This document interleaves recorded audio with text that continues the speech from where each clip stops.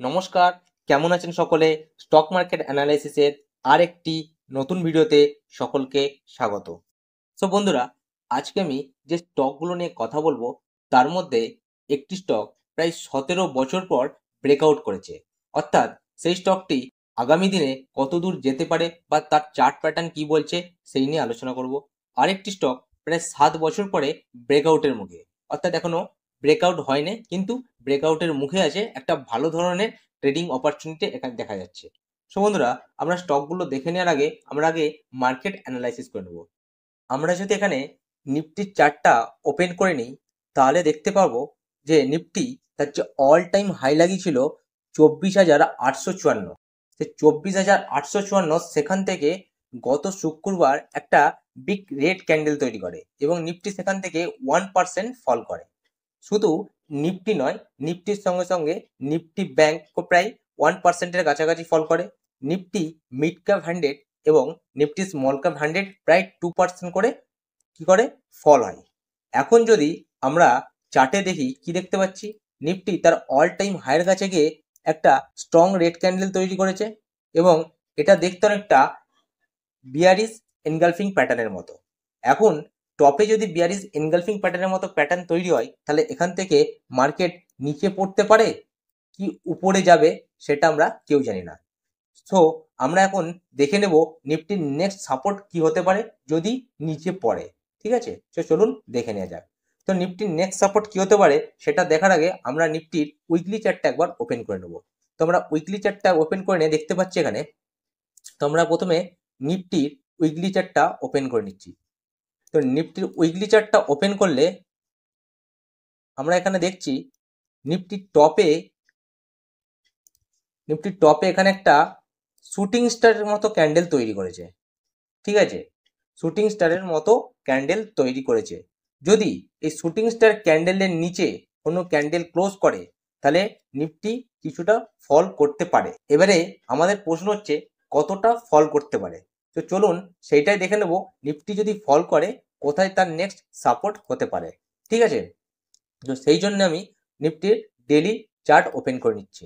নিফটির daily chart open করে নেওয়ার পর আমি এখানে একটা রেখা টেনেছি যেটা তার অল টাইম হাই 24,854, আর লাস্ট দিন নিফটি যেখানে এসে সাপোর্ট নিয়েছে সেটা হচ্ছে 24,530-এর কাছে।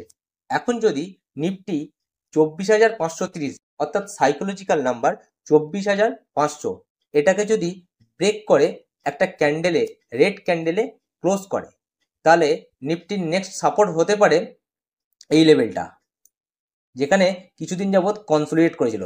সে লেভেলটা কত? সে লেভেলটা হচ্ছে 24,162, অর্থাৎ 24,111 বা 24,000 ধরে নেওয়া যেতে পারে। সেখান থেকে যদি নিফটি ফল করে তাহলে নিফটির নেক্সট সাপোর্ট হবে 23,700। ঠিক আছে, এতে নিফটি চার্ট অ্যানালাইসিস যদি নিফটি পড়ে এই পর্যন্ত নিফটি আসতে পারে। শর্ট টার্মের জন্য 9 EMA এবং 20 EMA চার্টটা যদি লাগাই দেখতে পাবো যেদিন লোকসভা নির্বাচনের ফল ঘোষণা হয়েছিল সেদিন 9 EMA এবং 20 EMA কে ব্রেকডাউন করে এবং তার নেক্সট দুদিনের মধ্যেই আবার 9 EMA কে সাপোর্ট নিয়ে 9 EMA কে ধরে প্রায় তার অল টাইম হাই লাগিয়েছে। এখন 9 EMA তে এসে সাপোর্ট নিচ্ছে। যদি 9 EMA কে ব্রেক করে তাহলে নিফটি নেক্সট 20 EMA তে সাপোর্ট নিতে পারে, যেটা তার লেভেল 24,000 কাছাকাছি। ঠিক আছে, এখন দেখার নিফটি তার 9 EMA কে শর্ট টার্মের জন্য ব্রেক করে কিনা বা 20 EMA তে সাপোর্ট নিচ্ছে কিনা। ঠিক আছে, চলুন এবারে দেখে নেওয়া যাক ব্যাংক নিফটি চার্টটা। আমরা এখানে ব্যাংক নিফটির চার্টটা ওপেন করে নিয়েছি। তো ব্যাংক নিফটির চার্টটা ওপেন করার পর দেখা যাচ্ছে ভোটের রেজাল্টের আগে যে অল টাইম হাই লাগিয়েছিল সেখান থেকে ভোটের রেজাল্টের দিন মার্কেট অনেকটা ফল করে, তারপরে সেখান থেকে অল্প অল্প করে মার্কেট রিকভার করতে থাকে এবং তার যে অল টাইম হাই লাগিয়েছিল, অর্থাৎ প্রথম যে অল টাইম হাই লাগিয়েছিল 51,133, সেই লাইনটাকে ব্রেক করে এবং ব্রেক করে উপর দিকে যায় এবং কিছুদিন সেখানে কনসোলিডেট করার পরে আবার একটা গ্রিন ক্যান্ডেলে মার্কেট অল টাইম হাই যায়। অল টাইম হাই গিয়ে এখন দাঁড়িয়ে আছে নিফটি এখন ব্যাংক নিফটি তার অল টাইম হাই 53,357 লেভেল থেকে নিচে এসে 52,123-এর কাছে কনসোলিডেট করছে। এখন দেখার বিষয় এই যে 52,164 অর্থাৎ 52,000 লেভেলটা ব্রেক করে কিনা। যদি 52,000 এই লেভেলটা ব্রেক করে, নিফটির নেক্সট সাপোর্ট হতে পারে 51,100 এই লেভেলটা। আর যদি এই লাইনটা 53,386 এই লাইনটা ব্রেক করে, তাহলে মার্কেট আরো উপরে যাওয়ার সম্ভাবনা থেকে যায়। ঠিক আছে, এই হচ্ছে আমাদের নিফটি আর ব্যাংক নিফটি অ্যানালাইসিস হলো। এবারে চলুন দেখে নেওয়া যাক আমাদের আজকের লিস্টের স্টক। আমাদের আজকের লিস্টের প্রথম স্টকটির নাম হচ্ছে এল&টি ফাইন্যান্স। সো আমি এখানে এল&টি ফাইন্যান্সের মান্থলি চার্ট ওপেন করে নিয়েছি। তো মান্থলি চার্টে আমি কি দেখতে পাচ্ছি, এই স্টকটি প্রথম অল টাইম হাই লাগিয়েছিল 2017 সালে, এবং সেটা হাই লাগিয়েছিল 198 টাকা 75 পয়সা। সেখান থেকে স্টকটি লোয়ার লো প্যাটার্ন তৈরি করতে থাকে, এবং তার যে লো প্রথমে একটা স্লো ছিল সেটা কত 44 টাকা, সেখানে এসে সাপোর্ট নেয়। ঠিক আছে, কারণ এই জায়গাটায় এই স্টকটি একবার কনসলিডেট করে, সেখান থেকে ব্রেক করে, আবার সেখান থেকে নিচে পড়ে এই জায়গাটাতেই অর্থাৎ 44 লেভেলের কাছে এসে আবার স্টকটি সাপোর্ট নিয়েছিল, এবং সেখান থেকে তার যে অল টাইম হাই সেটা লাগিয়েছিল 198 টাকা 75 পয়সা। সেখান থেকে আবার নিচে পড়ে এসে এখন 44 টাকা কাছে এসে যখন স্টকটি আবার সাপোর্ট নেয় এবং বেশ কিছু মাস ধরে এখানে কনসলিডেট করে, এবং কনসলিডেট বক্সটা ব্রেক করার পরে আবার উপরে যাওয়ার চেষ্টা করে। সেখান থেকে যখন আবার স্টকটি ব্রেক করে, সেখানে এসে আবার তার একটা যে সাপোর্ট আছে অর্থাৎ বক্সের যে সাপোর্ট, সেখানে এসে স্টকটা সাপোর্ট নেয়, এবং সেখান থেকে সাপোর্ট নিয়ে এখানে একটা ডবল বটম তৈরি করে। তো ডবল বটম তৈরি করে স্টকটা আবার হায়ার হাই প্যাটার্নে কি করছে, উপরে যাওয়ার চেষ্টা করছে, এবং অবশেষে 2024 সালে স্টকটা তার অল টাইম হায়ের কাছে এসে উপস্থিত হয়। এটা আমরা মান্থলি টাইম ফ্রেমে দেখলাম। এখন যদি আমরা এই স্টকটির উইকলি টাইম ফ্রেম ওপেন করে নিই, সেখানে কি দেখতে পাবো। তো আমি এখানে উইকলি টাইম ফ্রেমটা ওপেন করে নিলাম। তো উইকলি টাইম ফ্রেম ওপেন করে নেওয়ার পর দেখতে পাচ্ছি স্টকটি তার যে 44 লেভেলের পর থেকে যে বক্সটা সেটা ব্রেক করার পর থেকে একবার 44 লেভেলের কাছে অর্থাৎ বক্সের যে রেজিস্ট্যান্স সেই জায়গায় এসে একবার সাপোর্ট নেয়, এখানে দুবার সাপোর্ট নেয়, অর্থাৎ ডবল বটম তৈরি করে। ডবল বটম তৈরি করার পরে স্টকটি আবার হায়ার হাই প্যাটার্নে উপর দিকে যাচ্ছে, এবং ঠিক এই জায়গাটাই দেখতে পাবেন, দেখুন এই জায়গাটায় একটা ডব্লু মতো প্যাটার্ন তৈরি করে এবং তার অল টাইম হাইয়ের কাছে যায়। এবং আগের যে দুটো দিন সেখানে মার্কেট পড়ার কারণে আগের দুটো সপ্তাহে কি হয়েছে, এই স্টকটি নিচে এসছে আবার সাপোর্ট নেওয়ার জন্য। তো এখন এই স্টকটি সাপোর্ট কোথায় হতে পারে, আমরা যদি দেখে নিই এই স্টকটির সাপোর্ট হতে পারে এই ডব্লু প্যাটার্নের এই জায়গাটায়, এখানে সাপোর্ট নেই। আবার যদি বায়ার্সরা অ্যাক্টিভ হয় তাহলে স্টকটি তার অল টাইম হাইয়ের দিকে যেতে পারে। যদি তার অল টাইম হাই ব্রেক করে আরো উপরে যাওয়ার পোটেনশিয়াল থাকে। সো বন্ধুরা, এই স্টকটিকে আপনারা আপনাদের ওয়েচ লিস্টে দেখতে পারেন।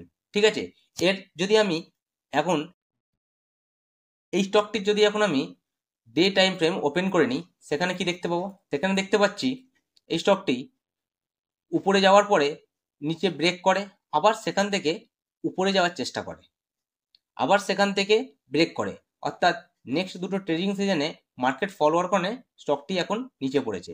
আর এখানে একটা গ্যাপ পেন্ডিং আছে, এখন সেই গ্যাপটার কাছে এসে স্টকটি আবার বাউন্স ব্যাক করতে পারে। ঠিক আছে, এখন যদি আমি আরেকটা জিনিস ভালো করে লক্ষ্য করি, দেখতে পাবো ভলিউম চার্টটা ওপেন করে নিচ্ছি। তো ভলিউমে চার্টটা ওপেন করার পরে আমি দেখতে পাচ্ছি যে এই যে একটা এভারেজ ভলিউম ছিল, সেখান থেকে একটা ডবল ভলিউম তৈরি করে স্টকটি উপরে যায়। বেশ কয়েকদিন ধরে স্টকটা নিচে পড়ে, আবার সেখান থেকে উপরে যাওয়ার চেষ্টা করে এবং রেড ক্যান্ডেলে নিচে পড়ে।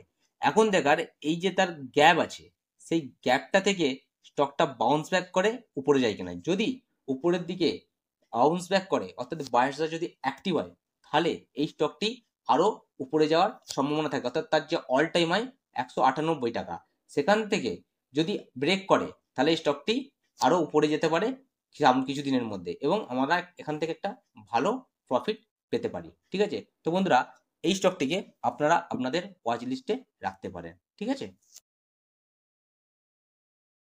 তো বন্ধুরা আমাদের আজকের লিস্টে দ্বিতীয় স্টকটির নাম হচ্ছে ইন্ডিয়া সিমেন্ট। আমরা যদি ইন্ডিয়া সিমেন্টের মান্থলি চার্ট ওপেন করি, সেখানে কি দেখতে পাচ্ছি যে স্টকটি 1996 সালে প্রথম লিস্টিং হয়েছিল। সেখানে তার সেই সময়ের যে হাই লাগিয়েছিল 258 টাকার মতো। তারপরে স্টকটি ক্রমশ নিচে আসে এবং নিচে আসার পরে 2002 সালে একবারে লো লাগায় 13 টাকা।